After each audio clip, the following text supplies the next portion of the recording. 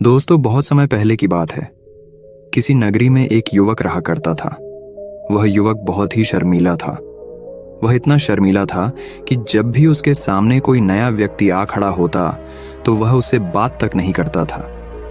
यहाँ तक कि जिन्हें वह जानता था, पहचानता था, उनसे भी बात करने में उसे बहुत शर्माया करता था। वह उनसे भी ठीक से बात नहीं कर पाता था और अपनी इस समस्या के कारण वह खुद ही बहुत परेशान रहता था, क्योंकि वह अपने जीवन में कुछ कर ही नहीं पा रहा था।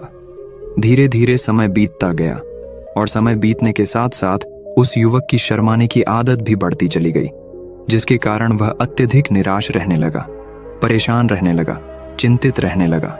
उसे यह समझ नहीं आ रहा था कि वह अपनी इस समस्या से किस तरह से छुटकारा पाए।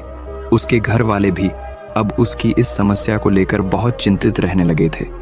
वे सोचते थे, इसका क्या होगा, ये अपने जीवन में कुछ कर पाएगा भी या नहीं। जब भी वह कहीं पर काम के लिए जाता तो लोग उसके इस सीधेपन का फायदा उठाते, उसे परेशान करते। वह कुछ ज्यादा कह नहीं पाता था, जिसके कारण उसे कोई कुछ भी कह देता और वहां से चला जाता है। इन्हीं सब कारणों की वजह से उसका मन कहीं भी किसी भी काम में नहीं लगता।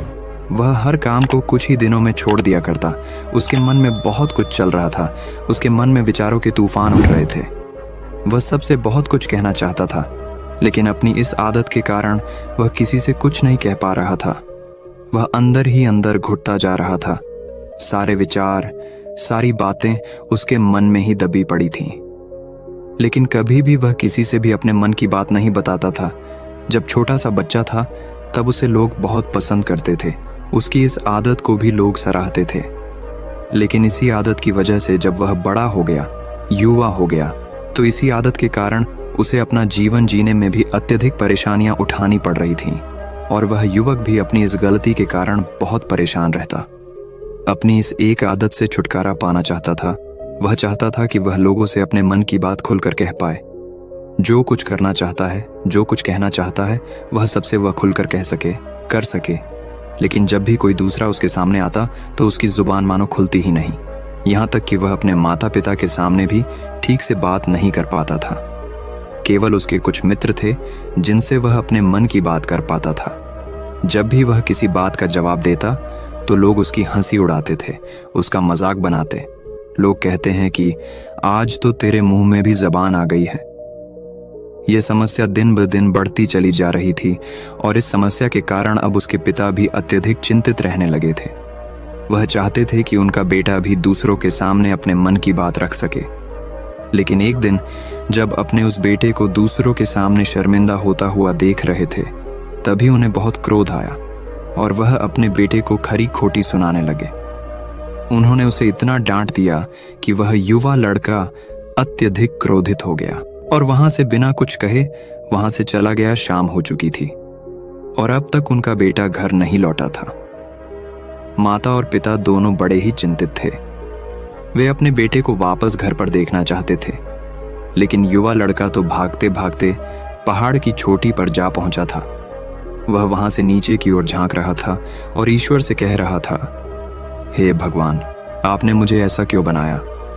लोग मेरा मजाक उड़ाते हैं, लोग मेरी हंसी उड़ाते हैं। जब मैं इस दुनिया में अपने मन की बात रख ही नहीं सकता, मैं किसी से कुछ कह ही नहीं सकता, तो फिर मैं इस जीवन को जीकर क्या करूंगा? जब भी मैं किसी से कुछ कहने की कोशिश करता हूं तो लोग मेरा मजाक बनाते हैं, मेरी हंसी उड़ाते हैं, यहाँ तक कि वह मुझसे कुछ भी कहकर चले जाते हैं और मैं उनका जवाब नहीं दे पाता। ऐसा जीवन जीकर मुझे क्या मिलेगा? इसलिए मैं तेरे पास आ रहा हूं। इतना कहकर जैसे ही वह युवक कूदने की तैयारी कर रहा था कि तभी पीछे से आवाज सुनाई पड़ी, बेटा, जान देना तो बहुत आसान है, लेकिन इस जान को तुम वापस नहीं पा सकोगे। जैसे ही ये आवाज उसके कानों में पड़ी, वह पीछे मुड़कर देखने लगा। उसने जैसे ही पीछे मुड़कर देखा, उसने पाया कि एक बौद्ध भिक्षु उसके पीछे खड़े हैं। उन्हें देखकर वह डर सा गया और अपने कदम पीछे खींच लिए और चुपचाप वहां पर खड़ा हो गया। अपनी आदत के कारण वह उनसे कुछ कह नहीं पा रहा था। तभी बौद्ध भिक्षु उस युवक से कहते हैं, बेटा, क्या बात है? आखिर तुम यहाँ पर क्या कर रहे हो और तुम अपने इस जीवन को क्यों समाप्त करना चाहते हो? ये अनमोल जीवन बहुत कम लोगों को नसीब होता है। और तुम्हें यह जीवन व्यर्थ लगता है। इस पर वह युवक कहता है, नहीं नहीं, कुछ नहीं, मैं तो बस यहाँ पर खड़ा होकर देख रहा था। तभी बौद्ध भिक्षु उस युवक से कहते हैं, बेटा, मैं जानता हूँ कि तुम यहाँ पर क्या करने आए थे। तुम मुझसे कुछ नहीं छुपा सकते, लेकिन मैं चाहता हूँ कि तुम अपनी समस्या मुझसे खुद बताओ, तभी मैं उसका समाधान तुम्हें बता पाऊंगा। यदि तुम चाहते हो कि कोई तुम्हारी मदद करे तो उसके लिए पहले तुम्हें ही आगे बढ़ना होगा। यदि तुम चाहते हो कि मैं तुम्हारी समस्या का समाधान करूं तो तुम्हें मुझे अपनी समस्या बतानी होगी, वरना मैं कुछ नहीं कर सकूंगा। उन बौद्ध भिक्षुओं की यह बात सुनकर वह युवक कहता है, नहीं नहीं, मैं ठीक हूं, मैं सच कह रहा हूं। उस युवक की यह बात सुनकर बौद्ध भिक्षु उस युवक से कहते हैं, ठीक है बेटा, यदि तुम नहीं चाहते कि मैं तुम्हारी मदद करूं तो कोई बात नहीं, मैं तुम्हारी बात पर विश्वास कर लेता हूं। लेकिन तुम्हें भी मेरी एक बात पर विश्वास करना चाहिए कि मैं तुम्हारी मदद के लिए ही यहाँ पर आया हूँ। तुम चाहो तो तुम अपनी समस्या मुझे बता सकते हो और मैं तुम्हारी इस समस्या का समाधान भी अवश्य करूँगा। इसका जवाब देते हुए युवक उन बौद्ध भिक्षु से कहता है, नहीं नहीं, मैं ठीक हूँ, आप जाइए। इस पर वह बौद्ध भिक्षु उस युवक से कहते हैं, ठीक है बेटा, यदि तुम चाहते हो कि मैं यहाँ से चला जाऊं तो मैं यहाँ से चला जाता हूँ, लेकिन मेरी एक बात याद रखना, मेरे जाने के बाद मैं तुम्हारी कोई मदद नहीं कर पाऊंगा और हो सकता है कि तुम्हारी मदद के लिए कोई और आगे भी ना आए। इतना कहकर बौद्ध भिक्षु पीछे की ओर मुड़े और अपने मार्ग में आगे बढ़ने लगे। वो युवक वहीं पर खड़ा होकर ये सब देख रहा था। जैसे ही वह कुछ दूर पहुंचे तभी उस युवक ने जोर से आवाज लगाई, गुरुदेव, मेरी समस्या बहुत बड़ी है, क्या आप उसका समाधान कर सकेंगे? क्या आप मुझे उसका समाधान दे सकेंगे? यह सुनकर बौद्ध भिक्षु वहीं पर खड़े हो गए और पीछे मुड़कर उन्होंने उस युवक की बात का जवाब देते हुए कहा, बेटा, इस दुनिया में कोई भी ऐसी समस्या नहीं है जिसका कोई समाधान ना हो। यदि तुम मुझे अपनी समस्या बताओगे तो मैं उसका समाधान अवश्य करूंगा। तभी वह युवक उन बौद्ध भिक्षु से अपनी समस्या बताते हुए कहता है, गुरुवर, मेरी एक बहुत बड़ी समस्या है कि मैं शर्मिला हूं, जिसके कारण मैं किसी से कोई बात नहीं कर पाता। यहाँ तक कि मैं अपने मन की बात भी किसी को नहीं बता पाता। जब भी मैं किसी से बात करने की कोशिश करता हूँ तो लोग मेरा मजाक उड़ाते हैं, मेरी हंसी उड़ाते हैं। जब भी मुझे कोई खरी खोटी सुनाता है, उल्टी सीधी बातें करता है, तो मैं उनका जवाब नहीं दे पाता। मैं लोगों की तरह चालाक बनना चाहता हूँ, लोगों की तरह बातों का जवाब देना चाहता हूँ, अपने मन की बात करना चाहता हूँ। मैं इस दुनिया के साथ कदम से कदम मिलाकर आगे बढ़ना चाहता हूँ। क्या इसका कोई समाधान है?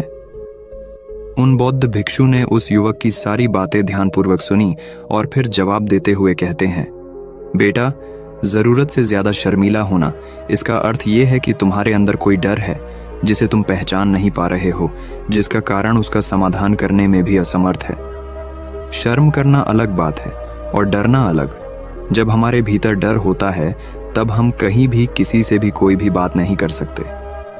हमें चारों तरफ केवल डर ही नजर आता है और हम हर जगह से डरते ही रहते हैं। लेकिन इसे शर्माना नहीं कहते। शर्म तो बस एक हद तक तुम्हें चुप रख सकता है। फिर वह बौद्ध भिक्षु उस युवक से कहते हैं, बेटा, तुम सबसे अधिक किससे शर्माते हो? युवक इसका जवाब देते हुए कहता है, गुरुवर, मुझे अपने पिता से बात करने में बहुत शर्म आती है। मैं उनके सामने कुछ बोल ही नहीं पाता। तभी वह बौद्ध भिक्षु उस युवक से कहते हैं, अच्छा, तो ये बताओ, जब तुम अपने पिता से बात कर रहे होते हो या फिर बात करने का प्रयास करते हो तो तुम्हारे मन में कैसे ख्याल आते हैं? युवक इसका जवाब देते हुए कहता है, गुरुवर, जब भी मैं अपने पिता से बात करने का प्रयास करता हूँ तो मुझे ऐसा लगता है कि मानो मेरे पिता अभी मुझे डांट देंगे, मुझ पर क्रोध करेंगे, मुझसे नाराज हो जाएंगे और कहीं ना कहीं मुझे ये भी लगता है कि मैं कुछ गलत बात ही करूँगा। यहाँ तक कि मेरे मन में ऐसे भी ख्याल आते हैं कि शायद मेरे पिता मुझसे प्यार ही नहीं करते। परंतु गुरुवर, आप कहते हैं कि शर्म अलग है और डरना अलग बात है, तो क्या कोई ऐसा उपाय है जिससे मुझे डर ही ना हो? क्या कोई ऐसा रास्ता है जिससे मेरे अंदर का ये डर पूरी तरह से समाप्त हो जाए? कृपा करके मुझे इस समस्या का समाधान बताइए। मुझे अपने इस डर से बाहर निकलना है। मुझे लोगों की तरह अपने इस जीवन को खुलकर जीना है।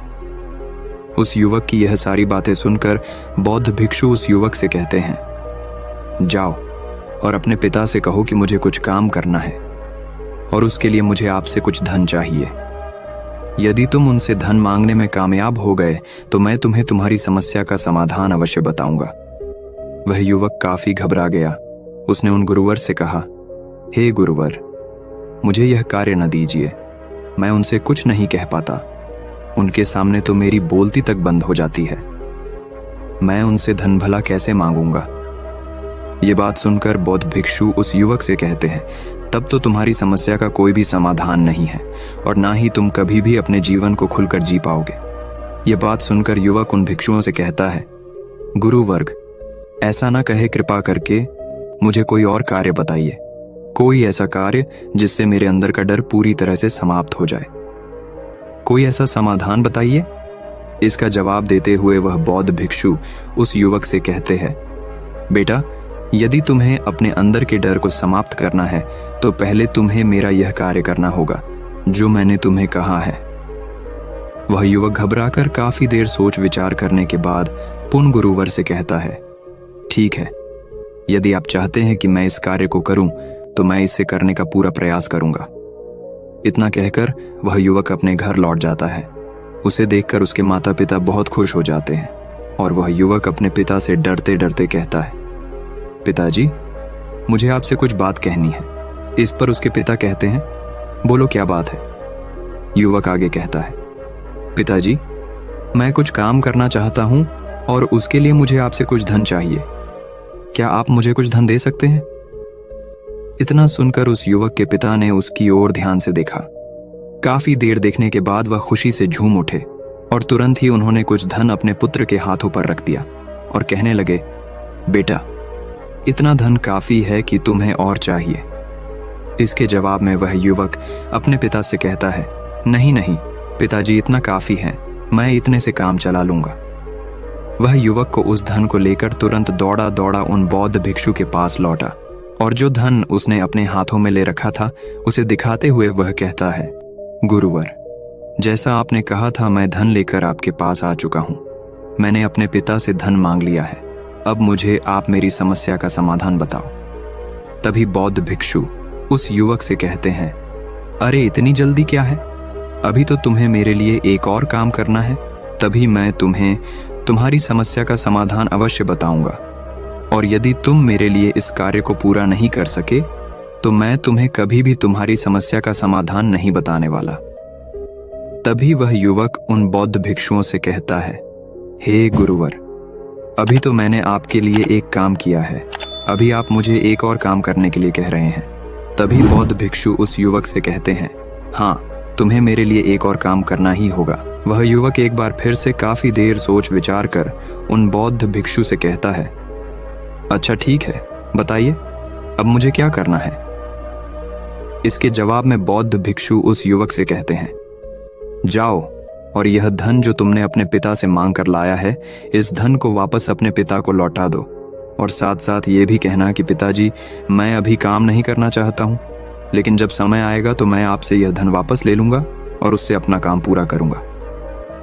यह बात सुनकर युवक एक बार फिर से ऊपर से नीचे तक पूरी तरह से कांप गया और कहने लगा, गुरुवर, आप मुझे कोई और काम सौंप दीजिए, मैं उसे जरूर करूंगा।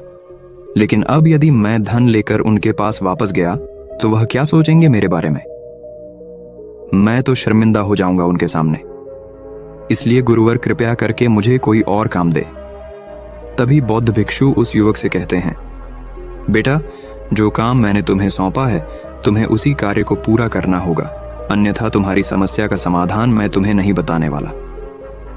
काफी देर सोच विचार करने के बाद वह उन बौद्ध भिक्षु से कहता है, ठीक है गुरुवर, मैं वापस जाता हूं और ये धन लौटाकर मैं अब भी आता। वह तुरंत दौड़ा अपने पिता के पास वापस लौटा और उसने अपने पिता से कहा, पिताजी, मैं यह धन अभी नहीं लेना चाहता, अभी ये धन आप मुझसे वापस ले लीजिए। जब मुझे कोई काम पड़ेगा तो मैं आपसे ये धन वापस ले लूंगा। उसके पिता ने उस युवक की तरफ घूर घूर कर काफी देर तक देखा और फिर मुस्कुराते हुए कहने लगे, बेटा, मैं समझता हूं कि किसी भी काम को शुरू करने से पहले हमें उसके बारे में जानकारी इकट्ठा करनी चाहिए। उसके बारे में समझना जरूरी है। कब क्या कैसे और कब तक करना है, इसके बारे में भी हमें जानकारी लेनी जरूरी है। कोई भी काम ऐसे ही नहीं शुरू किया जा सकता, उसमें हम नहीं होंगे या फिर नहीं, इसका भी अनुमान हमें लगाना पड़ता है। और जब हम इन सभी के बारे में सही जानकारी प्राप्त कर लेते हैं, तभी हमें धन लगाना चाहिए। मुझे बहुत खुशी है कि तुमने ये सही निर्णय लिया है। जब तुम्हें यह समझ में आ जाए कि जो कार्य तुम करने जा रहे हो वह तुम्हारे लिए उचित है, तब तुम चाहो तो मैं तुम्हें यह धन वापस लौटा दूंगा। युवक अपने पिता से यह सारी बातें सुनकर मन ही मन बहुत प्रसन्न था। उसने ये तो उम्मीद तक नहीं की थी कि उसके पिता हंसकर उसे इस तरह से सारी बातें समझाएंगे। वह मन ही मन ये सोच ही रहा था कि तभी उसके पिताजी उसके और करीब आए और अपनी उस युवा बेटे को गले से लगा लिया। जैसे ही उसके पिता ने उस युवक को गले से लगाया, उसको बहुत अच्छा महसूस हुआ। उसका आत्मविश्वास, उसका हौसला और बढ़ता गया। उसके बाद युवक वापस पुन गुरुवर के पास लौटा और कहने लगा, गुरुवर, जैसा आपने कहा था मैंने बिल्कुल वैसा ही किया है। मैंने धन अपने पिता को वापस कर दिया है। अब तो कृपया करके मुझे मेरी समस्या का समाधान बता दीजिए। तभी बौद्ध भिक्षु उस युवक की तरफ देखकर मुस्कुराते हैं और इस युवक से कहते हैं, बेटा इतनी जल्दी क्या है, अभी तो तुम्हें मेरे लिए एक और काम करना ही पड़ेगा। वह युवक कहता है, महाराज, आप आखिर मुझसे बार बार इस तरह से काम क्यों करवा रहे हैं? क्या आपके पास मेरी समस्या का कोई समाधान नहीं है? कहीं आप मुझे बेवकूफ तो नहीं बना रहे? जिस तरह से लोग मुझे बेवकूफ बनाते हैं, क्या आप भी मेरे साथ वही तो नहीं कर रहे? आपने कहा जाओ अपने पिता से पैसे मांग कर लाओ, मैंने पैसे मांग कर लाए आपने, फिर कहा जाओ ये पैसे अपने पिता को लौटा कर आओ, मैंने आपके कहे अनुसार बिल्कुल वैसा ही किया। और अब आप कह रहे हैं कि मैं आपके लिए एक और काम करूं? नहीं, ये मुझसे नहीं होगा। तभी बौद्ध भिक्षु उस युवक की तरफ देखकर मुस्कुराते हैं और कहते हैं, बेटा बस ये आखिरी काम है और यह बहुत सरल भी है। तुम जैसे ही इस कार्य को पूरा करोगे, मैं तुम्हें वचन देता हूं कि मैं तुम्हारी समस्या का समाधान तुम्हें अवश्य बताऊंगा। इस पर वह युवक फिर से एक बार सोच विचार करता है और उन बौद्ध भिक्षु से कहता है, ठीक है, लेकिन ये आखिरी काम जो मैं आपके लिए करूंगा, बताइए मुझे क्या करना है। तभी बौद्ध भिक्षु एक मूर्ति निकालकर उस युवक के हाथ में थमा देते हैं। वह मूर्ति देखने में बहुत ही साधारण सी थी, लेकिन वह बौद्ध भिक्षु उस युवक से कहते हैं, बेटा तुम्हें इसे बाजार में ले जाना है, इसे बेचना है और इसके बदले में तुम्हें 100 सोने के सिक्के लेकर आने हैं। जब तुम यह करने में सफल हो जाओगे, तभी मैं तुम्हें तुम्हारी समस्या का समाधान तुम्हें बता पाऊंगा। वह युवक उस मूर्ति को अपने हाथ में लेकर बड़े ही गौर से देखता है और उन बौद्ध भिक्षुओं से कहता है, हे गुरुवर, ये तो बड़ी ही साधारण सी मूर्ति लग रही है, मानो मिट्टी की बनाई गई। इसके लिए भला 100 सोने के सिक्के मुझे कौन देगा? कहीं आपका माथा फिर तो नहीं गया है? इसके 1 या 2 सोने के सिक्के मिल जाए वही बहुत है, लेकिन इसके लिए 100 सोने के सिक्के कोई नहीं देगा। तभी बौद्ध भिक्षु उस युवक से कहते हैं, बेटा मैंने जो तुम्हें काम सौंपा है, यदि तुम उसे पूरा करोगे तभी तुम्हें तुम्हारी समस्या का समाधान मिल पाएगा, अन्यथा तुम चाहो तो अपने घर लौट सकते हो, फिर से वही अपने पुराने जीवन में जहां लोग तुम्हारा मजाक बनाते हैं, लोग तुम्हें डराते हैं, सताते। मैं तुम्हें यहाँ अपने डर को निकालने में तुम्हारी मदद कर रहा हूँ। तुम मेरे यहाँ काम करके अपने डर को धीरे धीरे भगा पाओगे। मेरे इस काम को पूरा कर दो, तुम्हें सब समझ आ जाएगा। वह युवक उन बौद्ध भिक्षुओं की बात सुनकर मन ही मन ये विचार करता है कि मुझे तो मेरी समस्या का समाधान किसी भी हालत में चाहिए, जिस कारण वह उस मूर्ति को उठाकर बाजार की ओर चल पड़ता है। बाजार पहुंचकर वो एक जगह चुपचाप उस मूर्ति को लेकर खड़ा हो जाता है और इंतजार करने लगता है कि कोई आएगा और उसे उस मूर्ति के बारे में पूछेगा, और तब वह उस मूर्ति के लिए 100 सोने के सिक्के की मांग करेगा। देखते ही देखते काफी समय बीत गया, लेकिन अभी तक उसके पास कोई भी व्यक्ति नहीं आया था। उसने आसपास देखा तो लोग चिल्ला चिल्ला कर अपने सामानों को बेच रहे थे, जोर जोर से आवाज लगा रहे थे। उसने भी सोचा, यदि मुझे अपनी इस मूर्ति को बेचना है तो मुझे भी जोर जोर से आवाज लगानी होगी। उस युवक ने चिल्लाना शुरू किया, लेकिन वह इतनी जोर से नहीं चिल्ला रहा था, उसकी आवाज उसे खुद तक सुनाई नहीं पड़ रही थी। तो भला उसकी आवाज को दूसरे कैसे सुनते, जिस कारण उसे कोई भी व्यक्ति खरीदने के लिए तैयार नहीं था। धीरे धीरे शाम का समय हो चुका था और उस व्यक्ति को यह डर था कि कहीं वह बौद्ध भिक्षु वहां से कहीं चला ना जाए, अन्यथा उसे उसकी समस्या का समाधान कौन देगा। ये सोचकर उसने जोर जोर से आवाज लगानी शुरू की कि 100 सोने के सिक्के में ये मूर्ति ले लो। उसकी आवाज सुनकर लोग उसके पास आने लगे और उससे यह सवाल करने लगे, इस मूर्ति में ऐसा क्या है जो तुम इसके लिए 100 सोने के सिक्कों की मांग रहे हो? इसके अंदर ऐसा कुछ तो खास होगा ही। युवक काफी देर सोच विचार कर उस युवक से कहता है, नहीं नहीं, मुझे कुछ नहीं पता, मैं तो बस ये मूर्ति यहां पर बेचने आया हूं। तभी उसमें से एक युवक उस युवक से कहता है, अगर ऐसी बात है तो इस मूर्ति को कोई नहीं खरीदने वाला। आखिर इस मूर्ति में ऐसा क्या खास है जिसके लिए तुम सोने के सिक्के की मांग कर रहे हो? ये तो तुम्हें बताना ही पड़ेगा।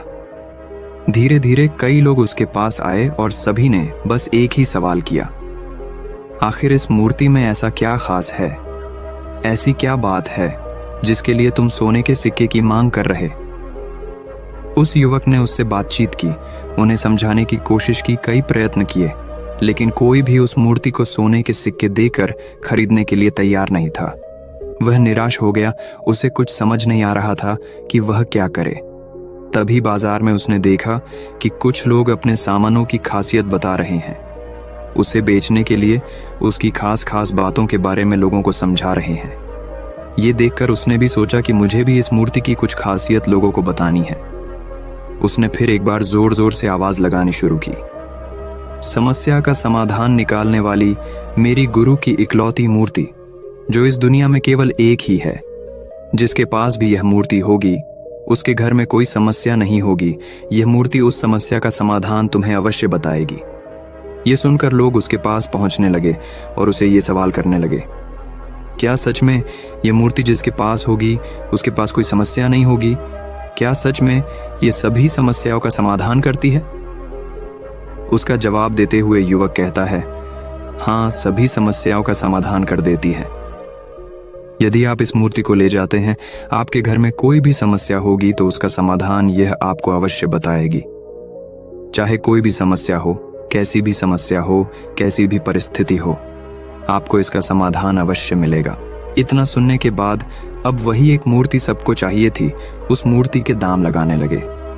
कोई उसे 200 सोने के सिक्के, तो कोई 400, कोई 6, 7, तो कोई 1000 सोने के सिक्के देने के लिए तैयार था। उस मूर्ति की कीमत लगातार बढ़ती जा रही थी। जैसे जैसे लोगों को पता चलता जा रहा था कि ये मूर्ति लोगों की समस्या का समाधान करती है, लोग उसे किसी भी कीमत पर खरीदने के लिए तैयार हो गए थे। अब वह युवक भी आत्मविश्वास के साथ और जोर से चिल्ला रहा था, लोगों को उस मूर्ति के बारे में समझा रहा था, बता रहा था। अब उसके मन में कोई डर नहीं था। वह लोगों को उस मूर्ति के बारे में पूरे आत्मविश्वास के साथ बिना घबराए उस मूर्ति की खासियत बताने में लगा हुआ था, जिसके कारण लोग उस पर भरोसा कर रहे थे और वह भरोसा लोगों की नजरों में नजर भी आ रहा था। जैसे जैसे अंधेरा होता गया, लेकिन लोगों की भीड़ मानो कम होने का नाम ही नहीं ले रही थी। लोग उस मूर्ति को खरीदना चाहते थे। उस युवक ने जोर से आवाज लगाई कि मुझे क्षमा करे, यह मेरे गुरु की मूर्ति है और मैं इसे बेचना नहीं चाहता। इतना कहकर वह युवक उस मूर्ति को लेकर वापस खाली हाथ लौट आया और उन गुरुवर के पास पहुंचा और उन गुरुवार से कहने लगा, हे गुरुदेव, आपका बहुत बहुत धन्यवाद। इस मूर्ति ने मेरी समस्या का समाधान कर दिया। मुझे समझ में आ गया कि मेरी क्या समस्या थी। हालांकि मैं इसे बेचकर सोने के सिक्के तो आपके लिए नहीं ला पाया, लेकिन मुझे मेरी समस्या का समाधान अवश्य मिल गया। आपका बहुत बहुत धन्यवाद।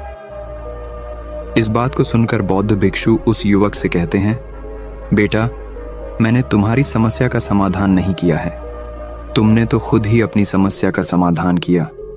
अपनी समस्या तुमने खुद ही सुलझा ली है। तुम्हारे मन में हजारों सवाल थे, मैं ये करूंगा तो लोग मेरे बारे में क्या सोचेंगे, यदि मैं अपना मुंह खोलूंगा तो लोग मेरे पर हंसेंगे, यदि मैंने मुंह खोला तो मैं कुछ गलत ही करूंगा। ऐसे कई सारे विचार तुम्हारे मन में थे, ऐसे कई सारे डर तुमने अपने मन में पाल रखे थे। लेकिन जब इस मूर्ति के बेचने के दौरान तुमने उन हजारों लोगों का सामना किया, उनके सामने खुलकर अपनी बात रखी, उनके सामने खुलकर वह कहा जो तुम्हें कहना था, तो तुम्हारे मन का डर खुद खुद समाप्त हो गया, जिसे तुम शर्मा ना कहते थे। वो अपने आप ही तुम्हारे भीतर से कहीं गायब हो गया। युवक अपने गुरु की यह बात सुनकर अपने गुरुवार से कहता है, गुरुवर, आप सही कहते हैं। आपने आज मेरे मन में वो विश्वास जगा दिया है जिसे मैं अब अपने जीवन में कुछ भी हासिल कर सकता हूं। आपका बहुत बहुत धन्यवाद। डर को धीरे धीरे खत्म करने से ना ही आपको शर्म आएगी और ना ही डर लगेगा, और जब आपके भीतर का डर हमेशा के लिए समाप्त हो जाएगा तो आप अपने जीवन में जो भी कुछ करना चाहते हैं, जो भी कुछ पाना चाहते हैं, उसका रास्ता आपके लिए पूरी तरह से साफ हो जाएगा और आप अपने मार्ग पर तेजी से आगे की ओर बढ़ने में सक्षम भी हो जाएंगे। इसलिए लोग क्या कहते हैं, क्या कहेंगे, ये सब छोड़ दीजिए और खुद पर विश्वास कीजिए, क्योंकि आप ही हैं जो अपने इस डर का सामना कर सकते हैं।